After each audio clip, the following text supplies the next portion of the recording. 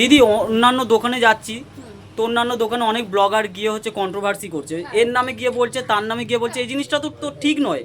কিন্তু আমি কোনোদিন দেখিনি তোমার ভিডিও যতগুলো ইউটিউবে আসে বা ফেসবুকে আসে, তোমাকে কাউকে নিয়ে দেখি না যে কন্ট্রোভার্সি করতে। কেন?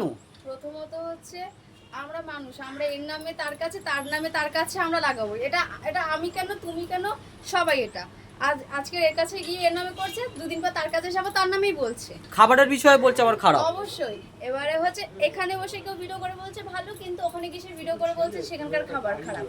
এটা হচ্ছে আমরা মানুষের নর্মালি এটা প্রত্যেকের মধ্যে আছে। এটা শুধু একার মধ্যে তা না, এটা যারা যারা ভিডিও করে, ভিডিওর মাধ্যম যারা মানে মানুষ যেটা, তার প্রত্যেকে একই জিনিসটাই করে, যে সবাইকে সবার মধ্যে রেখে মাঝখানে ঝামেলাঝাটি ঢুকিয়ে প্রচণ্ড কন্ট্রোভার্সির মধ্যে জিনিসটাকে ফেলে।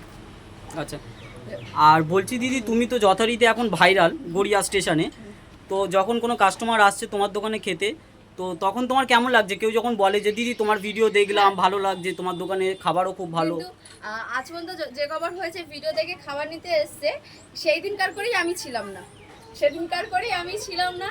তখন আমার মা বা মামা কেউ ছিল, তো তাদেরকে বলেছিল যে ভিডিও দেখে এসছি, আজকেই দিদি নেই। এরকম অনেক দিন হয়েছে যে আমি মানে যে কজন ভিডিও করতে মানে ভিডিও দেখে খেতে এসছে, আমি সেদিনকার করে ছিলাম না। ওই জন্য ওইটা আমার নিজেও শুনিনি এখনো পর্যন্ত।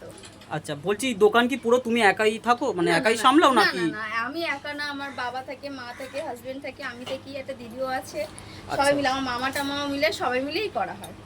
আচ্ছা।